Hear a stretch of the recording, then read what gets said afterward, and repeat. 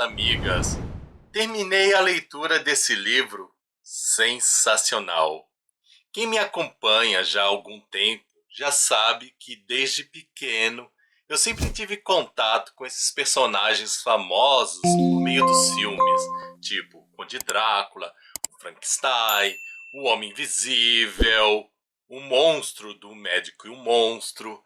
Esses personagens fizeram parte da minha infância e eu acredito também que fizeram parte da infância de muitas pessoas, porque esses personagens eles perduram por longos anos. É tipo algo Caverna do Dragão que traz personagens que não denunciam a sua idade, porque às vezes as pessoas falam assim: "Ah, eu assisti tal programa". Nossa, se você é desse tempo, você é velho, porque esses programas passavam em tal época, mas pararam. Agora, Frankenstein, Drácula, Homem Invisível, a própria Caverna do Dragão são histórias que trazem personagens que começaram lá no tempo antigo, mas eles vão continuando. Então, quando a pessoa fala que assistiu, que conhece esses personagens, até o próprio Superman, o Batman,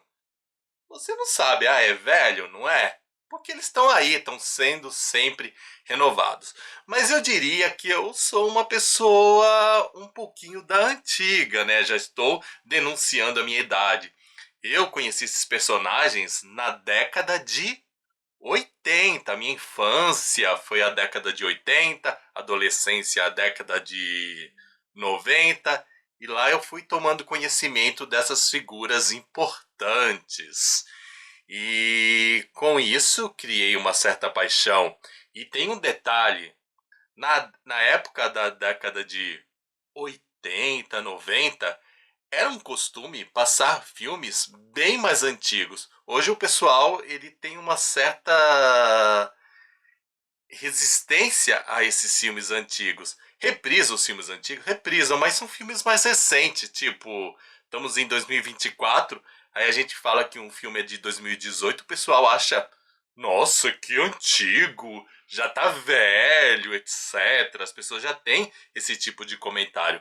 Mas lá na década de 80, nós assistíamos filme até de 1931 e achava esses filmes não tão antigos, embora fossem em preto e branco. Nós achávamos esse filme uma novidade e gostávamos até dessa questão do preto e branco, porque dava uma atmosfera de terror.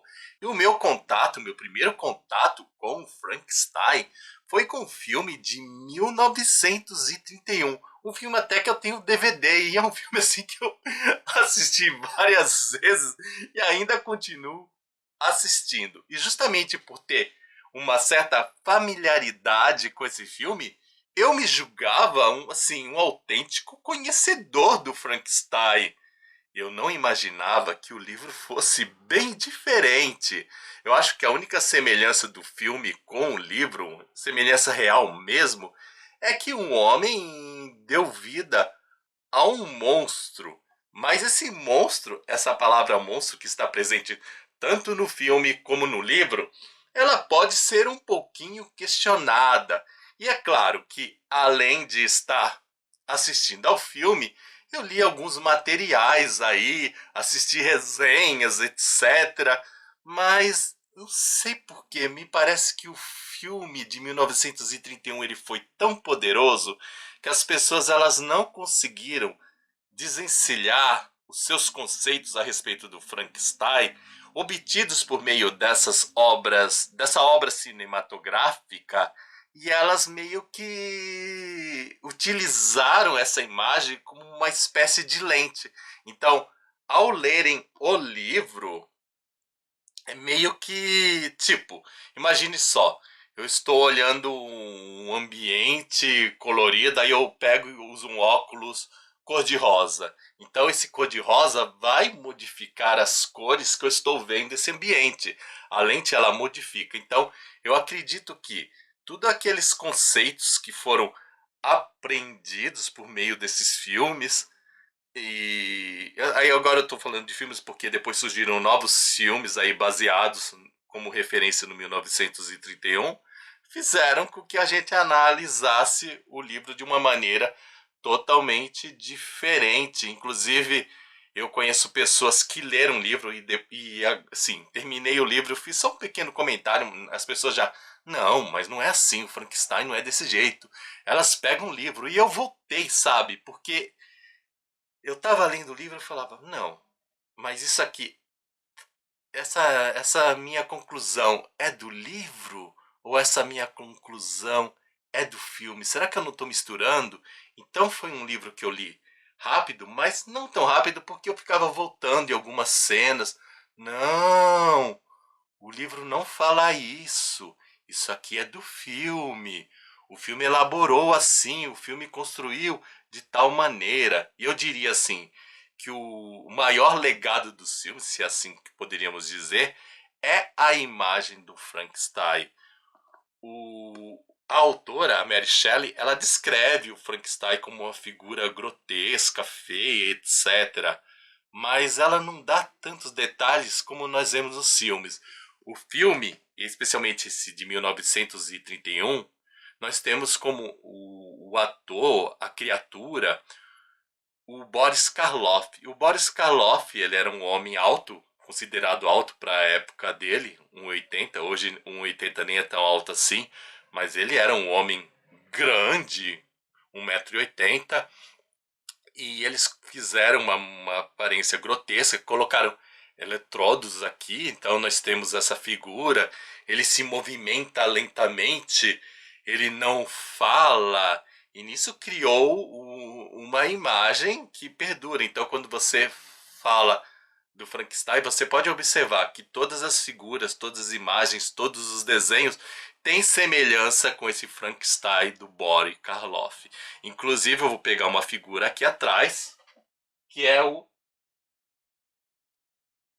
Tropeço da família Addams. Olha só, o Tropeço o que que é? É um personagem inspirado no Frankenstein. O meu Tropeço ele não tem o eletrodos, mas eu já vi algumas adaptações em que o Tropeço tem esse eletrodo, mas ele tem essa aparência cadavérica que lembra muito o Frankenstein. O Tropeço também ele não fala muito, é uma coisa, oh, ele tem movimentos lentos, etc, porque ele é todo Frankenstein. Por isso que eu até coloquei o Tropeço aqui para simbolizar o personagem Frankenstein.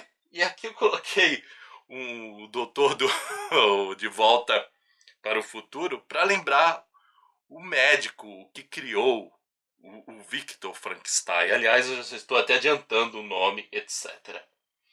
E no filme, nós temos assim, a forma como que o... Oh, meu Frankenstein nem quer ficar em pé agora. Pronto, consegui. O filme também elabora muito como é que o Frankenstein... Eu já peguei até o vício. Como é que o monstro criou a vida. O filme mostra isso detalhadamente. O livro não dá esses detalhes. Ele dá uns indícios de como poderia ter sido criada a vida, etc. Então, digamos que alguns pontos o livro ele é superficial, porém existem algumas coisas muito profundas que a gente encontra nesse livro e que não são retratadas nesse filme de 1931, que eu diria o grande marco, que é o que nos leva a imaginar o Frankenstein, e não é trabalhado e eu não sei porquê. A Mary Shelley ela escreveu um livro, mesmo tendo esses pontos assim que eu diria superficiais, ela deu tanta profundidade a outras características que a gente meio que deixa para lá esses pequenos detalhes, porque o mais importante nós temos nessa obra. Então, vamos sem mais delongas falar um pouquinho desse livro e depois eu comento algumas coisas do filme. Então aqui nós temos um homem que está trocando cartas com a sua irmã. Nós não temos a resposta das cartas da sua irmã. Ele apenas conta o que ele está fazendo. Esse homem está numa expedição rumo ao Polo Norte. E ele está em busca de algo, sair da rotina, mas ele mesmo assim ele não tem muita clareza do que ele está buscando. Qual é a grande busca dele? Muitas pessoas dizem que essas primeiras cartas são frivolidades, mas eu não vi essas cartas como frivolidades. Eu vi essa carta como um homem que está ansiando, buscando algo que ele não sabe. Então ele está refletindo, que ele busca amizade, que ele busca conhecimento, mas ele não tem muita certeza do que ele realmente quer. Essa expedição ao Polo Norte é apenas uma desculpa de uma busca de algo maior. Nesse caminho, ele vai expressando por meio das cartas que de repente ele vê um homem estranho andando de trenó, sendo que tem animais puxando esse homem, o trenó desse homem. E ele fica meio espantado com essa figura porque ela é um tanto grotesca, mas não dá muitos detalhes. E no dia seguinte, esse homem, que é o Hobbit, ele encontra alguém também num trenó. Só que esse, diferente do outro que estava assim, correndo, ele está necessitando de socorro. O gelo se rompeu, o trenó ficou lá e ele socorre esse homem. Esse homem nós vamos descobrir que se chama Victor Frankenstein, ou seja, Frankenstein não é um monstro. Frankenstein é o sobrenome de um homem que nós vamos descobrir que é um cientista. O Victor Frankenstein, ele embarca nesse navio, ele é socorrido e ele consegue atrair a atenção do Robert. Ele consegue estabelecer um certo vínculo afetivo. O Robert fica meio encantado com a aparência dele, com o comportamento, embora esse homem seja um tanto misterioso e tem uma aparência um pouco triste, perturbada. E o Victor vai começar a contar a sua história. Por que ele estava ali? E nós vamos percebendo que o Victor ele estava correndo atrás daquele homem grotesco, aquela criatura. Mas ele acabou se dando mal. E se não tivesse sido socorrido, talvez não estivesse vivo para contar a sua história. E o Victor começa a contar a história dele desde a infância, a questão de amigos, o pai, a mãe. Ele detalha muitas coisas aí, coisas que motivaram os seus interesses, os seus estudos, a sua paixão por uma mulher que ele considera prima, mas na realidade não é prima, mas também ele considera como irmã, mas é uma mulher que foi adotada pela família, mas os pais nunca realmente chamaram essa moça de irmã. Mas, assim, foi criada como irmã, mas estava claro que não era irmã, que era alguém ali que estava morando com eles, que eles brincavam, embora elas tivessem todos os cuidados, assim, de uma irmã. É uma coisa meio confusa, mas assim, foi criada assim, uma espécie de relação de paixão entre eles, e aí meio que não se sabe se eles são primos, às vezes ele trata ela como prima, e tem uns motivos aí também que explicam por que ela é tratada como irmã, como prima. Parece que a Mary Shelley fez algumas revisões, então no primeira publicação ela era realmente uma prima, depois ela se torna adotada. Tem umas coisinhas aí que não foram não foram bem amarradas. E talvez você, não sei, dependendo da tradução que você pegue e das versões que o tradutor pegou, pesquisou, você vai encontrar uma certa confusão nesse estabelecimento. Mas no fundo, a Elizabeth ela está prometida ao Victor. E o Victor vai contando toda a sua trajetória e ele fala que ele começa a acreditar na possibilidade de criar vida. E como que é essa criação da vida? Não tem muitos detalhes, mas a gente intui por uma cena muito pequena. Essa cena pequena mostra que a eletricidade ela estava sendo descoberta. E eles perceberam, isso é real. paralelamente à história fictícia, a eletricidade estava sendo descoberta e aí naquela época houve a criação da pilha, mas eles também descobriram que a eletricidade ela podia criar movimentos em pedaços de animais dissecados, matéria morta. Então tudo intui que essa criatura ela foi reanimada por meio da eletricidade, mas não dá detalhes, não tem uma cena elaborada. É uma coisa assim, é uma mençãozinha e o próprio Victor, por meio do seu relato, deixa claro que ele não vai dizer como foi. Então ele parece meio querer despistar. Se foi realmente a eletricidade, não podemos saber, porque o Victor ele quer esconder. Fica aí, no vago. E eu tenho certeza que você vai discordar de mim porque você assistiu ao filme. Tenho certeza que sim. Mas vamos continuar falando do livro, vamos esquecer aí o filme. Então, o Victor fala que criou essa criatura, que ao ver a criatura viva, ele ficou assustado porque a aparência dela não era muito agradável, e nisso também nós intuímos por meio de um trecho pequeno que ela foi montada a partir de cadáveres, mas também não dá muitos detalhes de como que ele pegou esses cadáveres, sabe? Ele fez isso tudo sozinho, escondido, e quando a criatura criou vida, ele se assustou e abandonou, voltou aí para casa dele, depois ele voltou, não encontrou mais a criatura e a criatura ficou sumida. Só que depois de um tempo começaram a surgir coisas estranhas ali nos arredores de onde o Victor Frankenstein estava presente, mortes, coisas estranhas que eu não vou entrar em detalhes para não estragar a surpresa de vocês. Mas aí o Victor ele começa a desconfiar que talvez seja a criatura que esteja causando esses males. E nisso ele vai investigar e ele acaba se deparando com a criatura. Ele tenta não conversar com a criatura, ele tenta evitar, mas a criatura pede: não, nós temos que conversar, você tem que me escutar. E a partir daí nós vamos ter a narrativa da criatura contando a sua história. E aí isso é muito surpreendente. E é aí que eu vejo como a criatura original desse livro ela se diferencia dos filmes. A criatura ela mostra que no princípio ela não sabia falar, mas ela tinha desejo de alguma coisa, de conhecer.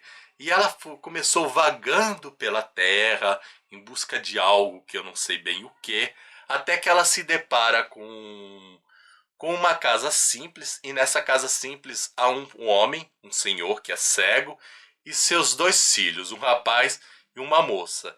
E a criatura começa a observar. E essas pessoas, elas, apesar da pobreza, elas são bem cultas. Elas leem, elas conversam, apresentam também um estado de melancolia muitas vezes, mas também tem momentos alegres, tocando instrumentos. E o nosso monstro, ele olhando essas pessoas, ele começa a princípio a formar o sentido das palavras de uma maneira assim muito leve. Só que conforme ele vai observando, etc., ele vai aprimorando a sua linguagem e até com o passar do tempo conhecendo a língua estrangeira, algumas palavras assim, e ele meio que acaba aí de uma maneira um tanto, eu acho que um pouquinho conveniente a ter contato com livros. Também não vou contar para vocês. E ele passa a ler. Então, a evolução intelectual dessa criatura é impressionante. Eu confesso que isso me incomodou um pouco porque ele evoluiu muito rápido.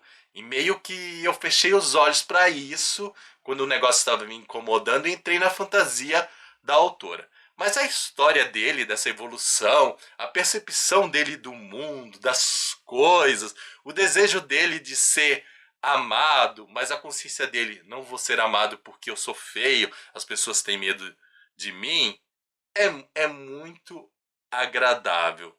Só que depois de um tempo ele resolve entrar em contato com a família, ele não é bem recebido, aí ele percebe que ele não vai ser bem aceito, e aí ele começa meio que a agir de maneira violenta. Tipo, toda a violência desse homem, dessa criatura, vem por conta da rejeição. Ele já foi rejeitado no início pelo seu criador, ele tinha amenizado, mas depois vem essa rejeição e ele quer agora que o criador crie para ele uma fêmea.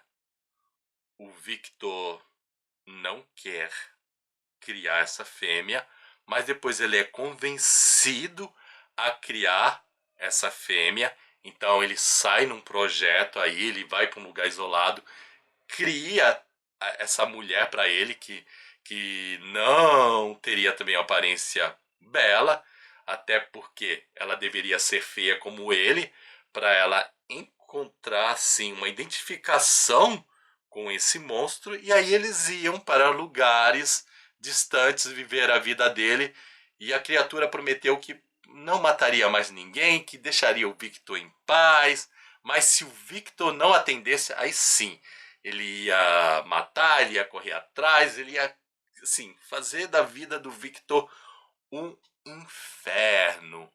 Então o Victor se lança nesse projeto de criar essa figura feminina. Porém, no momento em que essa figura está pronta, o Victor fica pensando, mas quem me garante que ela vai querer ficar com ele?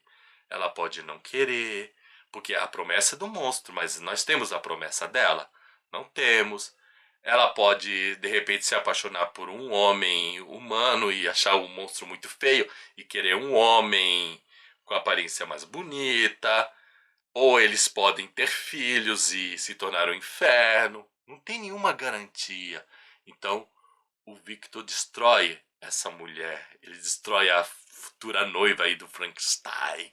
Eu sei que tem filmes aí da noiva do Frankenstein. Agora, eu não tenho muito contato com esse filme. Não sei como é que é essa moça. Como que realmente essa mulher foi criada, a noiva do Frankenstein. Eu preciso assistir esse filme. Olha só que vergonha. Mas aqui não rola noiva.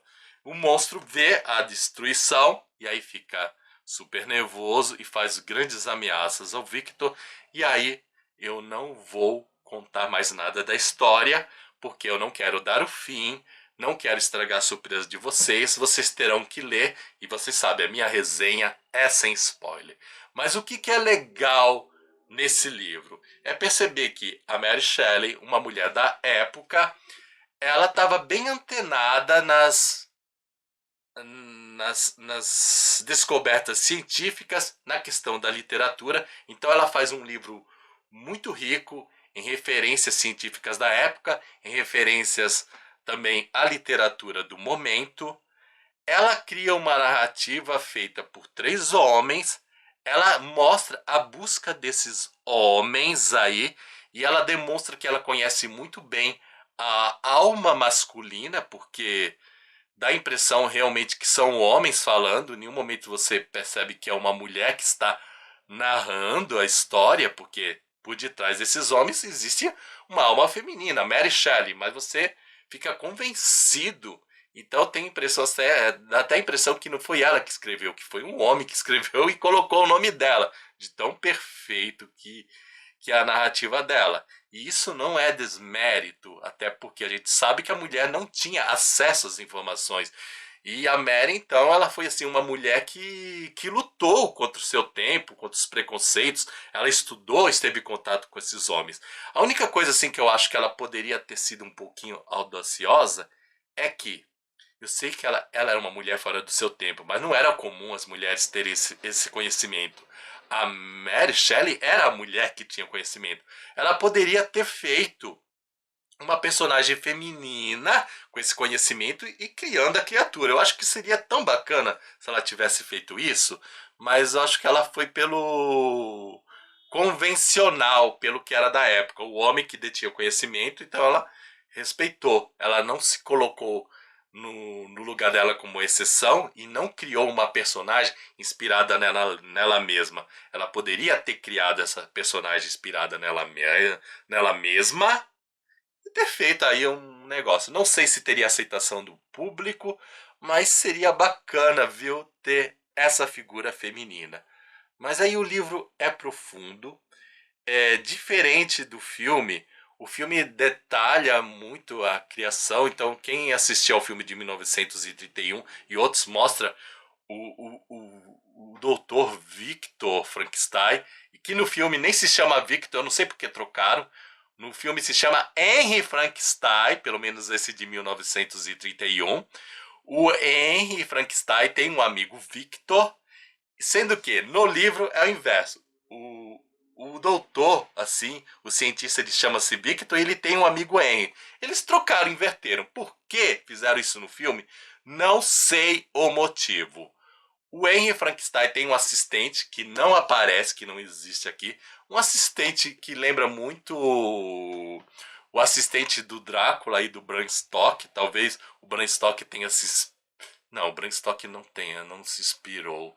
Eu acho que o cara do filme se inspirou para criar esse personagem no assistente que aparece aí no Bram Stoker. É isso. Ficou meio confuso, né? Mas acho que vocês entenderam. Enfim, tem um assistente aí totalmente louco no filme. E a questão também de como é construído o corpo do Frankenstein é mais detalhada, mostra ele pegando os cadáveres, então mostra que o monstro ele é fruto de junção de alguns cadáveres. Ele pega um cérebro e mostra de quem é esse cérebro, e o cérebro justifica por que o monstro é maldoso, coisa que não tem aqui no livro. Enfim, tem muitos detalhes e eu não quero também falar porque eu gostaria muito que vocês lessem o livro e assistissem ao filme e fizessem as suas comparações. Eu acho que vai ser bem legal você fazer isso, perceber essas diferenças.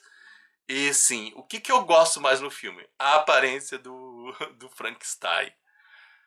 Mas a aparência física, não a psicológica. Agora, em termos de psicológico, o monstro aqui é bem mais interessante. O monstro é bem mais inteligente. E o monstro não é essa coisa lenta, parecendo um zumbi. O monstro ele é bem articulado, ele nos leva a reflexões incríveis sobre a criação, sobre a coisa da rejeição. Eu diria que as salas do monstro, ela é a psicologia do ser humano que nos explica o que acontece quando uma pessoa ela fica carente de amor, quando ela é desprezada, etc. A Mary Shelley foi fantástica nisso. Mas agora eu não vou mais me deter em detalhes. Eu fiz muitas descobertas e embora eu tenha lido esse livro bem rapidinho, eu acho que ele merece uma releitura que eu pretendo fazer no futuro. Esse livro ele merece ser lido devagar, saboreado, e eu acredito que ele também mereça um acompanhamento, tipo pegar livros que retratem as pesquisas científicas da época, os comportamentos, algum livro que tenha a biografia da Mary Shelley e fazer um estudo mais aprofundado. Não ficar apenas no entretenimento, mas descobrir o que as pessoas pensavam. Aí é um estudo que seria fabuloso. Será que eu vou ter tempo de fazer isso no futuro? Não sei, mas se eu fizer vai ser bem devagar. E depois que eu fizer, que eu chegar às minhas conclusões, talvez eu até grave um novo vídeo falando de tudo isso. Por enquanto fica assim o sonho, o desafio. E se vocês ficaram interessados em comprar esse livro, na descrição desse vídeo eu vou deixar o link de compra. Utilize o link e ajude o canal Filósofo dos Livros. E se você ainda não é inscrito no canal, se inscreva e ative o sininho para receber todas as notificações. Então, gente, é isso. Espero que vocês tenham gostado. Não se esqueçam de dar o seu joinha, nem que seja por caridade. Afinal, copo d'água e um joinha não se nega para ninguém. Tchau para vocês e até o nosso próximo vídeo. Fui!